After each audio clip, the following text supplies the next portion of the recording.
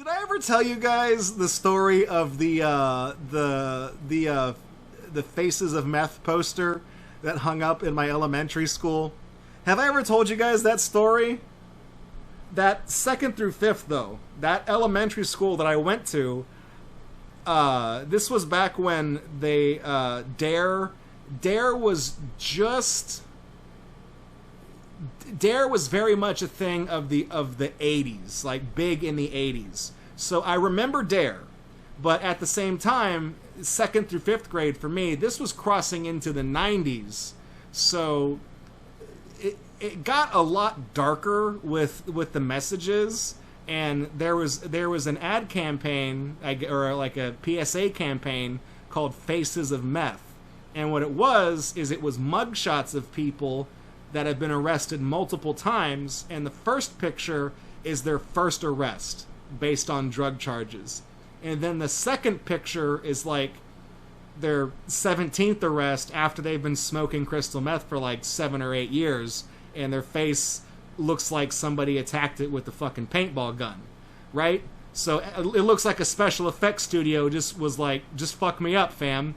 So what we did, I was a bit of a little shit when I was in elementary school, because my friend and I started a comedy troupe, and there was only 2 of us, sometimes 3 or 4 of us, but just there was 2 of us main ones in the group. And ironically, I was the straight man out of the 2. But when we were in 2nd grade, they put up this Faces of Meth poster, kind of catty corner, like not right outside the cafeteria, but like when you walk into school, there's like the cafeteria there, and then like straight ahead, it sections off into some hallways. It was built really strangely. It was built almost like a ninja star layout. It was like really fucking weird.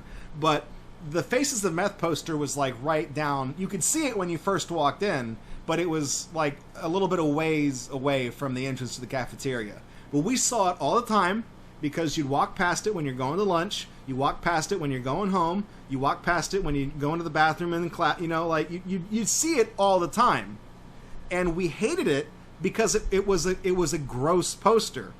So it just so happens that my mom was on the PTO on the school board, and every once in a while I would be at one of the PTO meetings, because they would be after school, and I would have fuck all to do.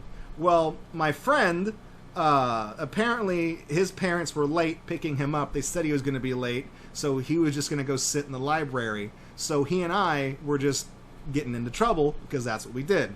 This was now 5th grade. This poster had been hanging up for 4 years, and we were tired of looking at it. So this is after school hours. Nobody's there. There's just a couple teachers and faculty members, but they don't give a fuck. So we took the poster down. It's just sticky tacked up. We took the poster down, took it into the library, where there was no librarian, because she fucking punched out and she left and went home. We took the poster and we cut it up. And I remember taking the roll of tape, the tape dispenser, off of the librarian's desk and bringing it to the table that we were sitting at so that we could tape it back together. And what we essentially did was we moved all the pictures around. We put one of them on upside down and shit, and made it so that the dude that looks like Steve Buscemi turns into the crazy cat lady after having too much crystal meth.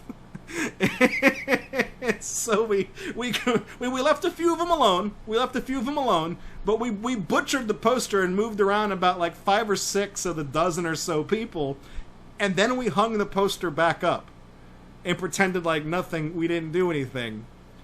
I shit you not, that poster stayed there until our last day of school in 5th grade. Nobody took it down. Nobody noticed we fucked with it. Nobody noticed all the tape that was on it. No, people were so used to that poster being there that they didn't notice that we fucked it up. And I don't know for how long it stayed hanging up, because after 5th grade, like I said, we all went to a different school, because that's middle school. So it may have been up. Maybe they took it down over the summer. Maybe they took it down the following year. Maybe it's still there. I don't fucking know. But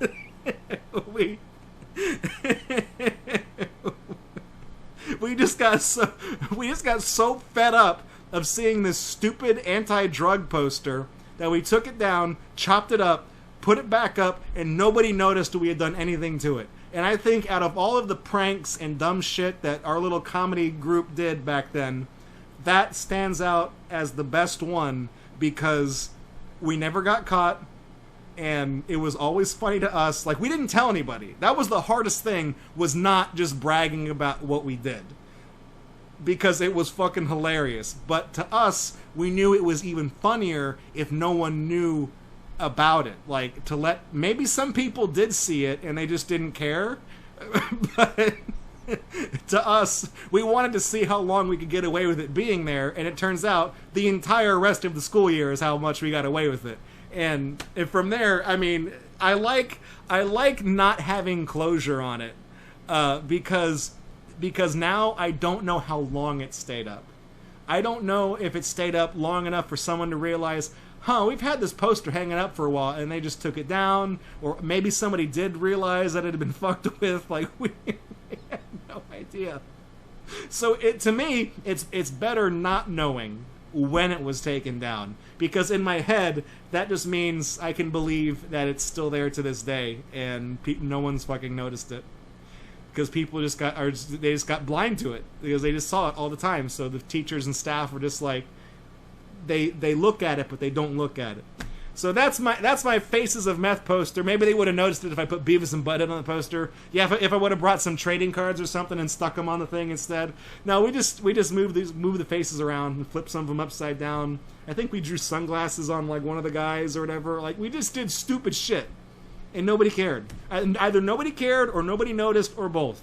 But that's my Faces of Meth PSA story. I always like telling that one because it's just good dumb fun, right? It's clean fun. You know, we didn't really destroy any property except for a stupid anti-drug poster, but we were more fans of Scruff McGruff anyways. We didn't fucking care about the Faces of Meth poster. It was gross. It was nasty. It was all people with open sores on their face. That's probably why we got away with it, is because people ignored it because it was so fucking gross. So that's my story. Thank you for humoring me. And if you've ever done anything like similar like that, I would like to hear about it, just because harmless, goofy pranks like that, I have a soft spot for them because I used to do them a lot. So now you know a little bit more about me and the trouble I used to get up into when I was in elementary school. I was a bad apple from the start. Cheers.